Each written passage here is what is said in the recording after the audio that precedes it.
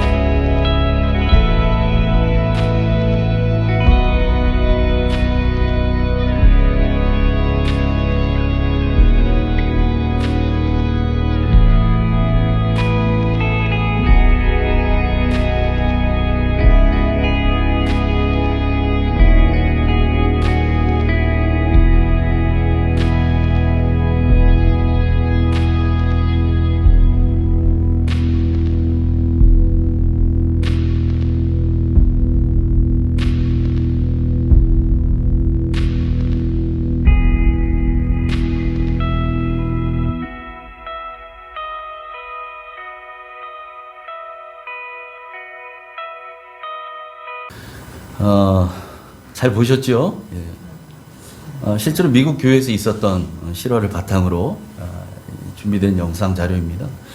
뭐 처음 나온 거는 몇 년 전 얘기긴 하지만 이게 하나님을 믿는다고 하는 사람들이 모여있는 교회 안에서도 일어나는 일이라는 거죠. 냄새 나는 사람, 별 볼 일 없어 보이는 사람, 별로 도움 안 될 것 같은 사람, 그런 기준이 과연 무엇일까요? 예. 그런데 우리는 너무나 많이 눈에 보여지는 것 때문에 그렇게 판단한다는 거죠. 우리에게 도움이 될 사람, 나에게 도움이 될 사람, 나에게 별로 도움이 안 될 사람, 나를 귀찮게 할 것 같은 사람. 여러분, 그러나 보이는 것이 다 진실은 아닙니다. 감추어져 있는 진실을 그래서 우리는 볼 수 있어야 한다는 거죠. 여러분, 그리스도인이라면 세상 사람들과 달라야 되는 것들이 그런 거죠. 세상 사람들은 눈에 보이는 것만 보지만, 눈에 보이는 것만 주목하지만, 우리는 하나님이 보는 것처럼 눈에 보이지 않는 그런 것들을 볼 줄 아는 사람이어야 할 줄 믿습니다. 아멘. 주님께서 우리 영의 눈을 열어주셔서 믿음의 눈으로 그렇게 볼 수 있기를 소망합니다. 아멘. 잠깐만 제가 이거 볼륨 좀 끄고 하겠습니다.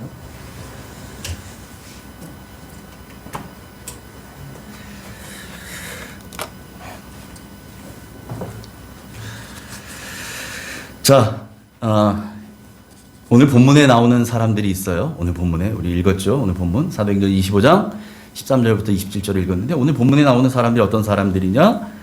보이는 것만 볼 줄 알던 사람들이었어요. 보이는 것만. 그래서 그들은 온갖 치장으로 자신을 가립니다.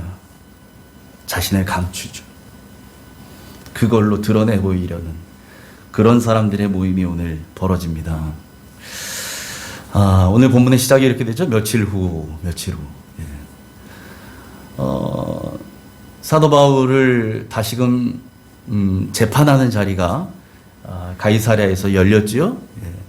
그를 고발하던 대제사장 무리들이 내려왔고요. 신임 총독 베스도가 주관하는 그 자리에서 재판을 했지만 결국은 바울이 무죄라고 하는 사실만 더 명확해졌을 뿐이에요.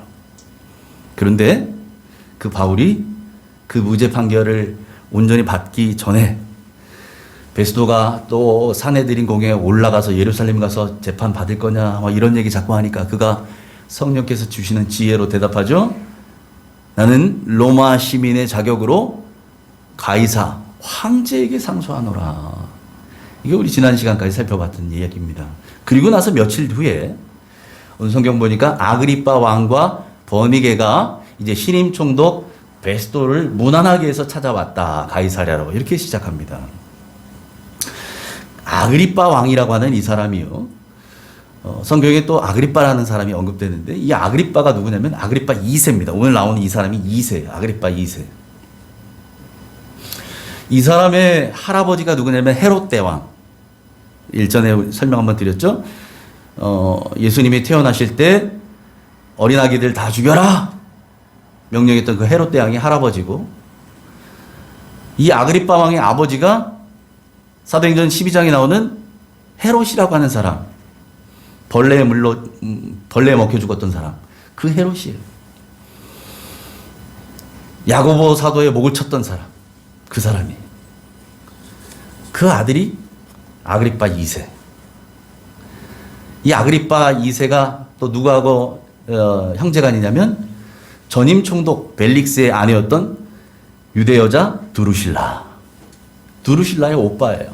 이 사람이. 이 사람이 어린 나이에 분봉왕에 올라갑니다. 근데 너무 어려요. 그 황제가 이제 그게 헤롯 가문이기 때문에 왕으로 책봉을 하는데 분봉왕, 분봉왕은 이 헤롯 대왕만 헤롯 대왕이고 나머지 왕들은 다 분봉왕이죠. 유대 땅 전체를 다스린 사람이 헤롯 대왕밖에 없어서 헤롯 왕이라고 하는 거고요. 나머지 왕들은 다 빌립이든 이 헤롯이든 이 사람들은 전부 이걸 다 쪼개서 나누었던 사람들이에요. 예. 우리로 말하자면 경기도만 다스린 사람, 충청도만 다스린 사람 이렇게 나눠서 다스린 거죠. 그래서 지금 이 어린 나이에 왕이 된 이 아그리빠를 황제가 유대 전체 혹은 유대 땅의 가장 중요한 중심 지역이 아니라 변두리, 갈릴리 북동부 지역, 베레아 땅 이런 쪽을 다스리도록 그에게 넘겨줍니다. 비록 그렇게 이 변두리를 다스리는 분봉왕인 신분이 되었지만 그럼에도 불구하고 이 아그리빠에게는 황제가 무엇을 주었냐면 예루살렘 성전의 감독권을 줘요. 그리고 대제사장 임명권을 부여합니다. 어마어마한 거죠. 예. 어린 왕 아그리빠에게. 왜요? 그는 헤롯 가문의 혈통을 받고 태어난 아들이에요. 그것을 예우하는 거죠. 그래서 이 아그리빠가 헤롯 가문의 마지막 왕이 됩니다. 예. 이 아그리빠 2세를 끝으로 해서 더 이상 헤롯 가문에서 왕이 세워지지 않습니다. 그래서 여러분 우리 일전에 봤지만 대제사장 아나니아, 예? 바울이 잘못 알아보고 네가 대사장이냐 몰랐다 뭐 했어도 그 아나니아 2년 전에 바울을 고발했었던 그 주동했었던 아나니아, 예? 벨릭스 시절에 그 아나니아가 이제 교체됩니다. 이스마엘이라는 대제사장으로 교체되는데 그 사람 자리를 바꾼 사람이 누구냐? 바로 이 아그리빠 왕이에요. 그 대제사장 임명권을 갖고 있었거든요. 자, 그런데 아무튼 이 아그리빠만 온 게 아니고 오늘 성경 보니까 그와 같이 온 사람이 있어요. 버니게. 버니게라는 사람이 같이 왔죠. 예. 버니게의 헬라식 이름이 베르니체입니다. 이탈리아식 이름으로 베르니체. 뭐 어디 뭐 가구 이름 같죠? 베르니체. 이 여자 이름이거든요. 이 여성이란 얘기예요. 베르니체, 베니게. 이 여자는 누구냐? 두루실라의 언니예요. 언니. 아그리빠의 동생이고 두루실라의 언니. 근데 이 여인이 결혼한 첫 번째 남편이 죽어요. 그랬더니 자기 삼촌뻘 되는 이 헤롯 빌립, 분봉왕 헤롯 빌립에게 재혼을 해요. 삼촌하고 재혼을 한 거예요. 그리고 살다가 삼촌이 죽습니다. 죽고 났더니 그 다음에는 자기 오빠인 이 아그리빠에게로 들어가서 아그리빠 이 오빠하고 부부처럼 살아요. 그리고 나서 나중에 이 여인이 로마 황제로 등극하게 되는 그 티투스 장군, AD 70년에 예루살렘을 무너뜨렸던 그 티투스 왕 장군, 예, 디도라고 하는 그 티투스, 이 티투스 장군의 첩으로 들어갑니다. 그렇게 살다가 나중에는 쫓겨나게 돼요. 그런 인생을 살아가요, 이 여인이. 그러니까 여러분 보세요. 우리 앞서서 두루실라에 대해서도 제가 설명드렸어요. 이 여자도 어린 나이에 여러 번의 결혼을 하고 나중에는 벨릭스에게 저기 자기가 결혼해 살던 남편 버리고 벨릭스에게로 오죠. 권력 때문에. 두루실라도 그의 언니 이 버니게도 오빠 아그리빠도 이 사람들 모두가요 한 핏줄 한 배에서 태어난 사람들인데 이 사람들이 역시나 헤롯 가문의 사람답게 살아요. 예? 돈과 권력의 노예가 돼서 살아요. 그런 인생들을 살아간 사람들입니다. 자, 그 아그리빠와 버니게가 이제 신임 총독 베스도에게 인사하러 왔다가 어딥니까? 가이사랴에서 오래 머물러요. 오늘 성경에 그렇게 돼 있죠? 오래 머물렀다.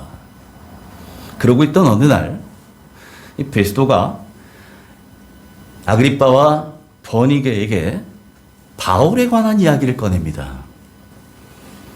그러면서 얘기하는 거죠. 일전에 벨릭스가 다스리고 있을 때 한 사람을 구류에 두었는데 내가 신임 총독이 돼서 온 지 3일 만에 예루살렘으로 올라갔잖아요. 베스도가. 예. 예루살렘 올라갔을 때에 거기에 대제사장들과 장로들이 나에게 그를 고소해서 그를 정죄해달라고 요청했다라고 얘기하죠. 15절 같이 읽습니다. 시작. 내가 예루살렘에 있을 때에 유대인의 대제사장들과 장로들이 그를 고소하여 정죄하기를 청하기에, 예, 요청했다는 거예요. 그에게 죄를 판결해 주라. 예? 사형원도 내려달라 이런 얘기죠. 예. 근데 베스도가 어떻게 반응했다고 합니까? 이 뒤에 나오는 얘기들이 그거죠. 그렇게는 안 된다는 거죠. 왜요?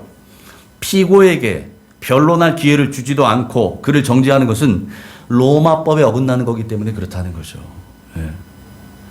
자기는 법을 집행하는 사람이니까 법대로 해야 된다. 그래서 고소하는 자들이 있다면 너희들은 나와 함께 이제 가이사랴로 내려가서 거기에서 재판을 열도록 하자. 이래서 같이 내려왔다는 거죠. 그렇게 해서 재판이 열린 게 우리 지난 시간에 봤던 그 장면입니다. 그런데 그 자리에서 재판할 때 고소하던 자들의 고소하는 내용을, 고발 내용을 가만히 들어보니까 아무리 들어봐도 이 사람이 로마법을 어긴 죄는 하나도 없어요. 거기에 대한 증거도 없어요. 그것 때문에 뭐 왈가불가하는 내용이 아니더라는 거예요. 이들이 지금 고발하고 난리 법석 떠는 이유가 가만히 들어보니까 뭐라고요? 종교적인 문제더라. 종교적인 문제. 자기들의 종교 문제. 그리고 거기에 그 내용의 한복판을 가만히 보니까 무슨 얘기요? 예수라고 하는 자가 있는데 사람들이 얘기할 때 그는 죽었다고 얘기하고, 그런데 이 바울이라는 자는 죽었던 그가 다시 살아났다고 하고, 이게 지금 이 논쟁의 핵심이 되더라라는 거죠. 그걸로 그 부활 문제를 가지고 지금 고발하고 있더라라는 거예요. 그러니 베스토가 얘기하는 거예요. 내가 가만히 생각해 보니까 내가 그러면 이런 문제를 가지고 어떻게 심리할지 모르겠다. 그렇죠. 여러분, 유대 종교 문제를 이 이방인 이 총독이 이렇게 해라 저렇게 해라 판단할 수가 있겠어요? 어려운 얘기죠. 어렵습니다. 그래서 그가 어떻게 한 가지를 제안했대요? 바울에게, 바울아, 네가 그러면 예루살렘을 올라가서 사내들인 공회 앞에서 재판을 다시 한번 받겠느냐, 정확하게. 이걸 제안했다는 거죠. 그리고 거기 같이 왔었던 대제사장들과 유대인들의 한심을 사기 위해서 그렇게 질문 던진 거죠. 그들이 다 듣는 앞에서 바울이 뭐라 그래요? No. 내가 거기를 왜 또 가? 그런 거죠. 예. 가봐야 뻔하고. 가면 무슨 일이 벌어질지 아는데. 바울에게 있어서의 목표는 여러분, 자기의 무죄를 입증하는 게 아니잖아요. 이게 당연히 무죄이지만 바울의 진짜 목표는 뭡니까? 목적은 뭡니까? 로마로 가는 거잖아요. 로마로 가야 돼요. 그런데 예루살렘으로 가서 지금 될 일이 아닌 거죠. 그래서 그가 가이사에게 상소하노라. 황제에게 상소하겠다고 자기가 주장하는 거죠. 그랬다는 거예요. 그 얘기를 듣고 이제 가이사에게 보내기까지 그를 지켜두고 잘 보호하고 있으라고 명령했다는 거죠. 군인들을 향해서. 자, 이 얘기를 지금 베스토가 자기를 찾아왔었던, 그래서 며칠 동안 머물고 있는 그 아그리빠 왕과 버니게에게 한 겁니다. 그 이야기를 가만히 듣고 있던 이 아그리빠가 자기가 직접 듣고 싶은 거예요. 바울의 입을 통해서. 호기심이 생긴 거죠. 그래서 말합니다. 내가 직접 듣고 싶다고. 그랬더니 베스토가 그렇다면 제가 내일 바울 청문회를 열 테니 하루만 기다리십시오. 이렇게 얘기하는 거죠. 자, 그렇게 해서 그 다음날 바울의 청문회가 열립니다. 23절 같이 읽죠. 시작. 이튿날 아그리빠와 버니게가 크게 위험을 갖추고 와서 천부장들과 시중의 높은 사람들과 함께 접견 장소에 들어오고 베스토의 명으로 바울을 데려오니. 예. 청문회가 열리는 자리에 아그리빠와 버니게가 오늘 성경 보니까 크게 위험을 갖추고 들어왔다라고 얘기합니다. 아주 호사스럽게 꾸미고 들어온 거예요. 아그리빠는 유대의 왕을 상징하죠. 그 왕을 상징하는 아마도 자주색 왕복을 입었을 겁니다. 특별한 날이니까 자기의 권위를 나타내기 위해서 어쩌면 머리에 왕관을 쓰고 왔을지도 모르죠. 버니게도 한껏 자신의 아름다움을 돋보이게 하기 위해서 꾸미고 장식하고 그리고 들어왔을 거예요. 이 사람들만이 아니죠. 그들을 수행했던 고관들도 있었어요. 또 그들과 함께 왔던 천부장들도 있었어요. 이들 모두가 최고의 정복으로 입고 가장 좋은 옷으로 꾸며 입고 차려입고 그렇게 해서 모였습니다. 그들을 맞이하는 베스토는 그럼 후줄근하게 갔을까요? 아니요. 베스토도 자기의 이 권력을 상징하는, 총독을 상징하는 옷을 입고 그리고 이 자리에 모였을 겁니다. 여러분, 그래서 여기에 우리 성경에 위엄이라고 번역되어 있는 저 단어, 위엄을 갖추고 있다. 저 위엄이라는 단어가 헬라어로 판타시아라고 하는데요. 그 뜻이 과식, 허식, 과시하는 거 있잖아요. 과시하는 거. 네? 네. 허세. 이런 뜻을 가지고 있어요. 그러니까 저들은 지금 자신들을 과시하려고 화려하게 차려입고 멋지게 차려입고 그렇게 모여들었다는 거예요.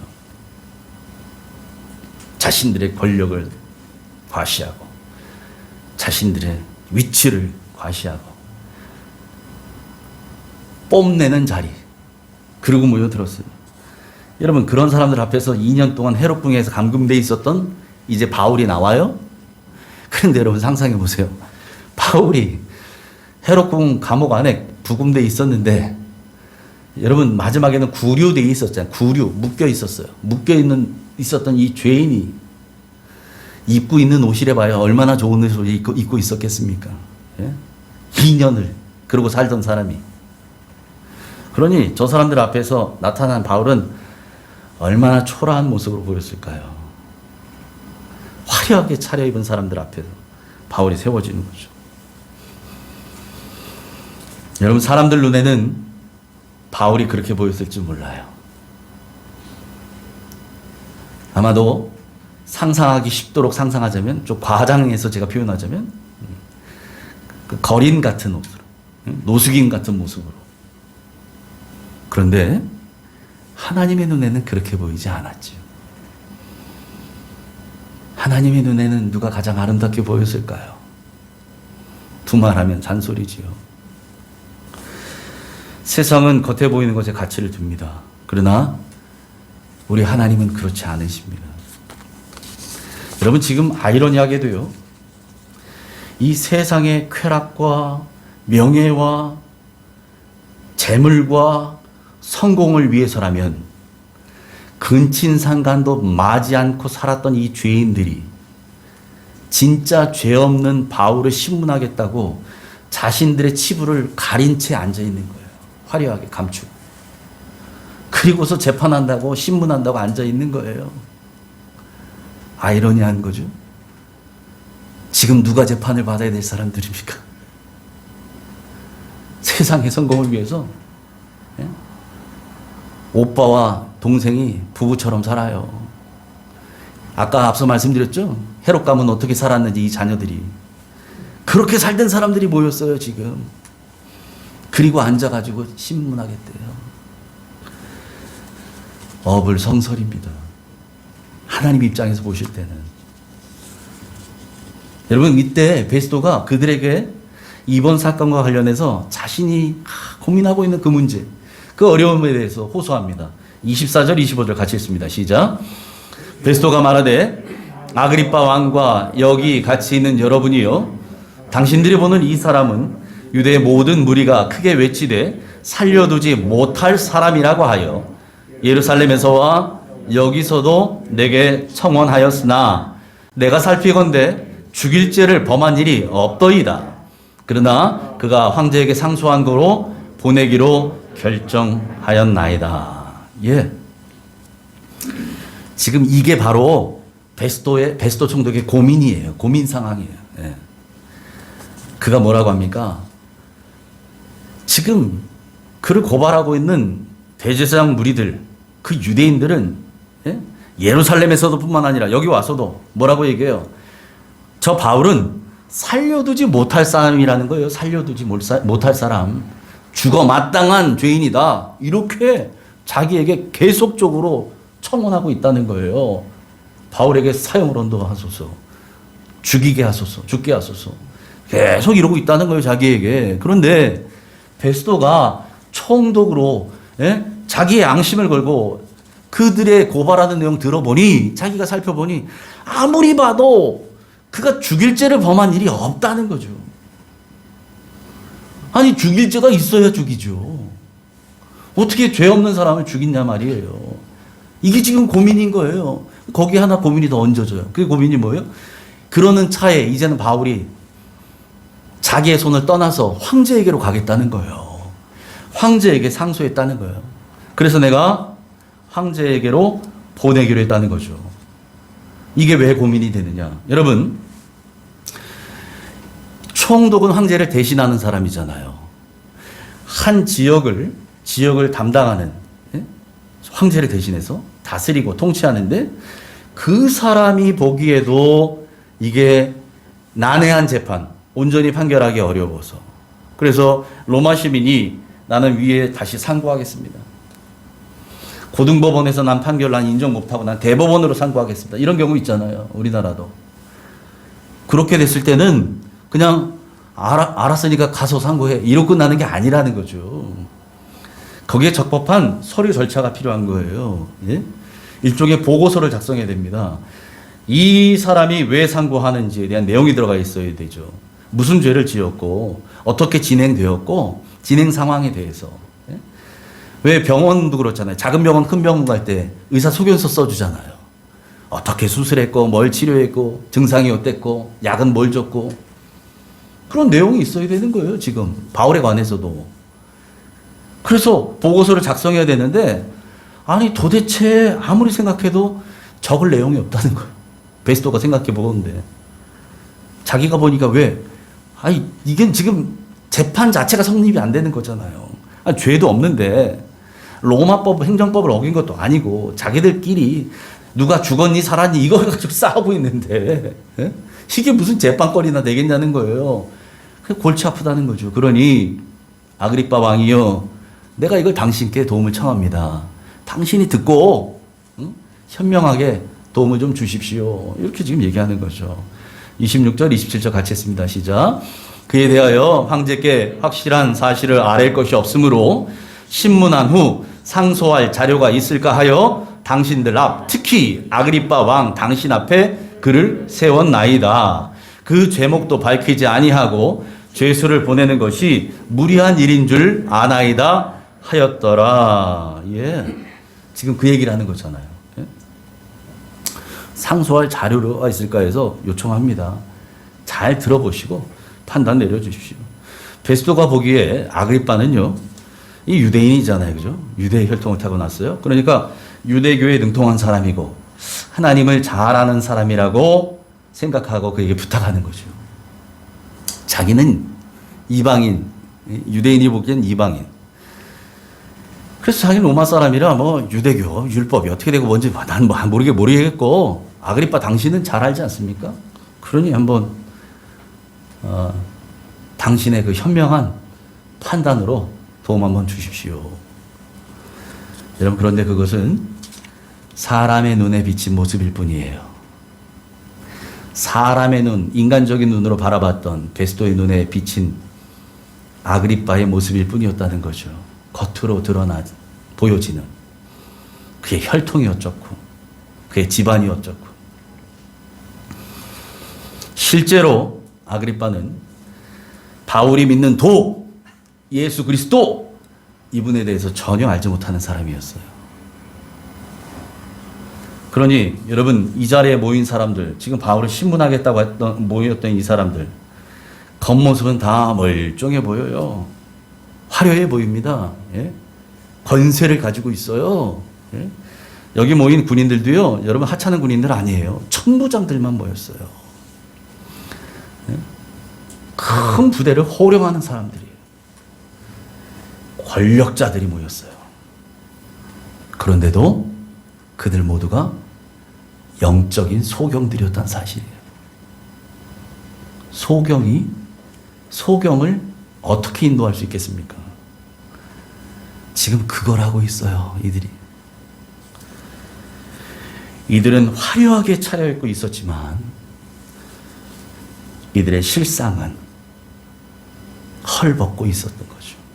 마치 우리 주님 눈에 비쳤던 라오디게아 교인들처럼 말입니다. 계시록 3장 17절 18절 같이 했습니다. 시작.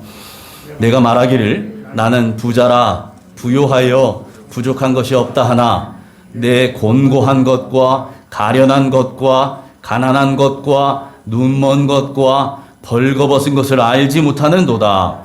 내가 너를 권하노니 내게서 불로 연단한 금을 사서 부요하게 하고 흰 옷을 사서 입어 벌거벗은 수치를 보이지 않게 하고 안약을 사서 눈에 발라 보게 하라. 아멘.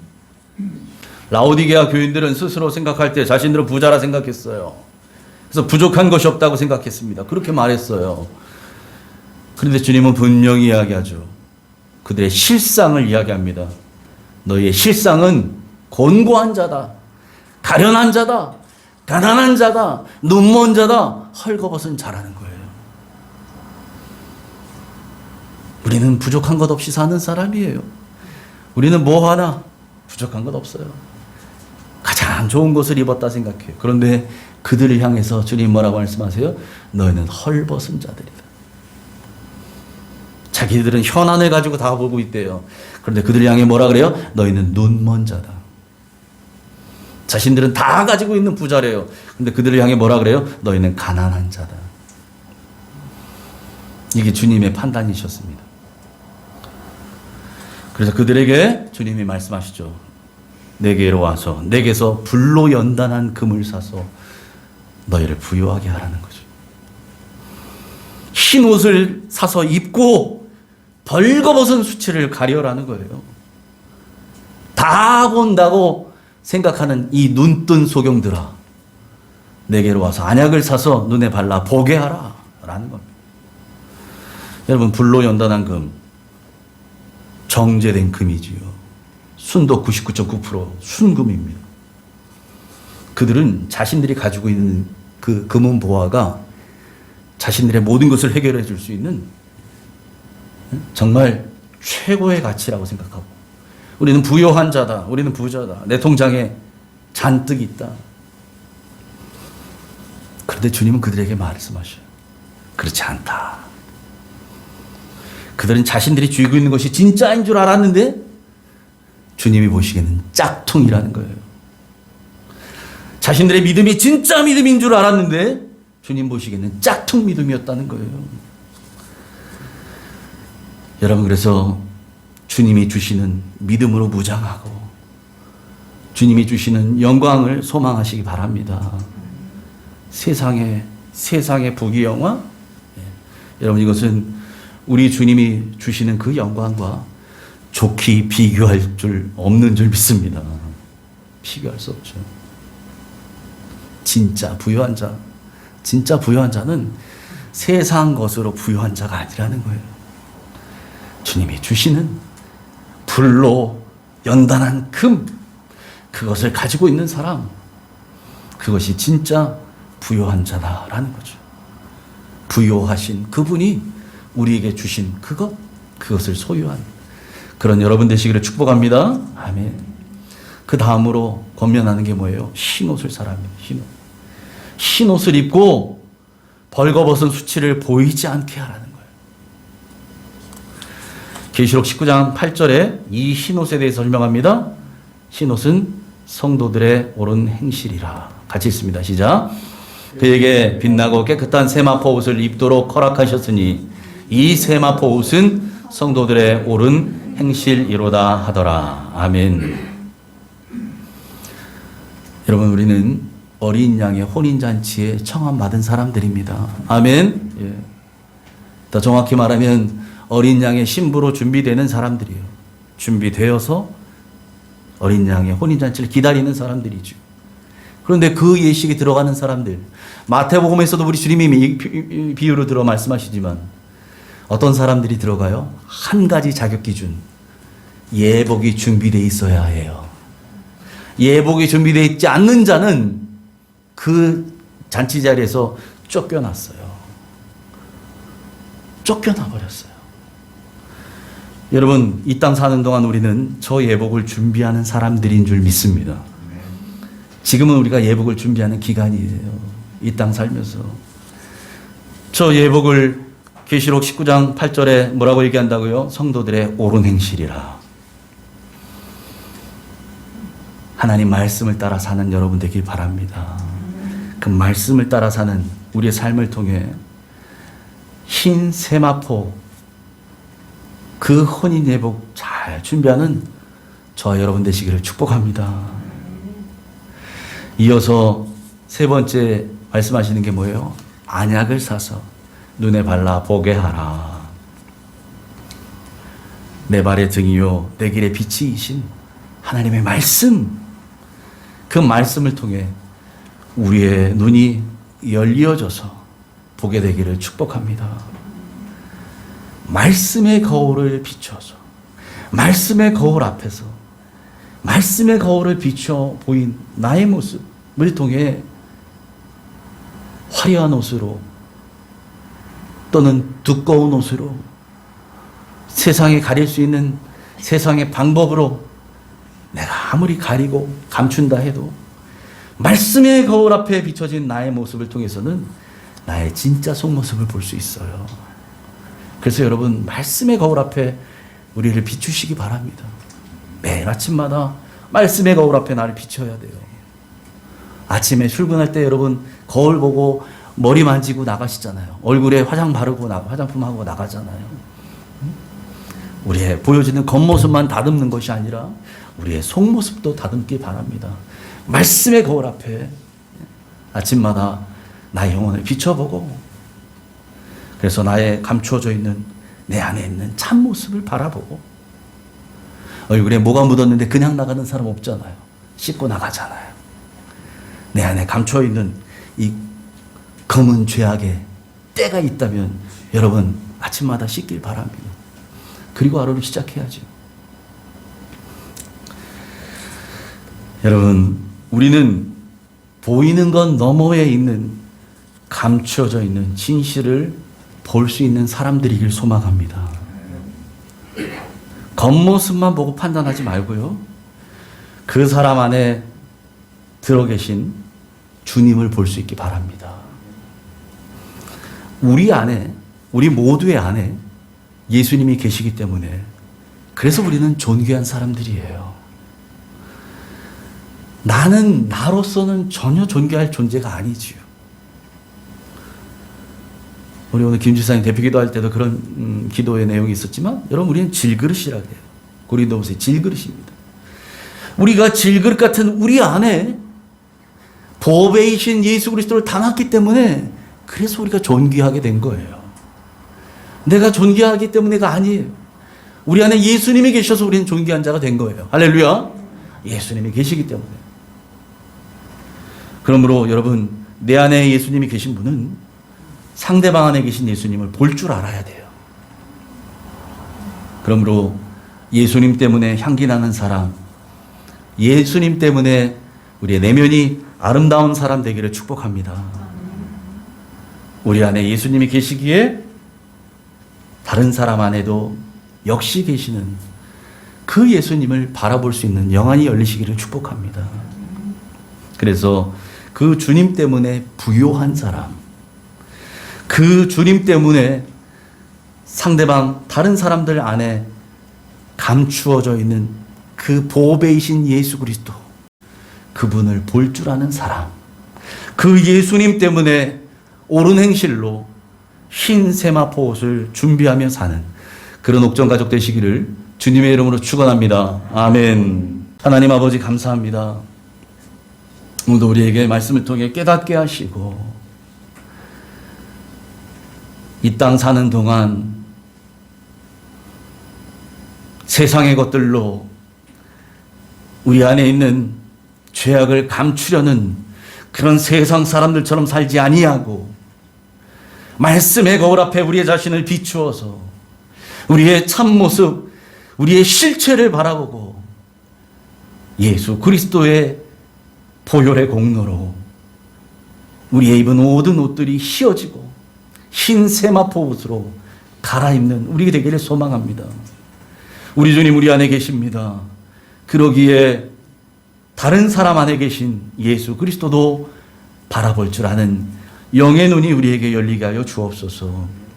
하나님, 세상 것으로 부요를 찾으려 하지 아니하고 우리 주님께서 허락하신 불로 연단한 그 정금으로, 그 순금으로, 그래서 영원히 썩지 아니할 그 금으로, 그것으로 우리의 부요의 원천을 삼는 우리들 되게 하여 주옵소서. 오늘도 말씀을 통해 깨닫게 하신 주님 감사합니다. 이 말씀을 듣고 끝나는 것이 아니라 우리의 삶 가운데 살아있는 그리스도인들 되게 하여 주옵소서. 예수님의 이름으로 감사하며 기도하옵나이다. 아멘.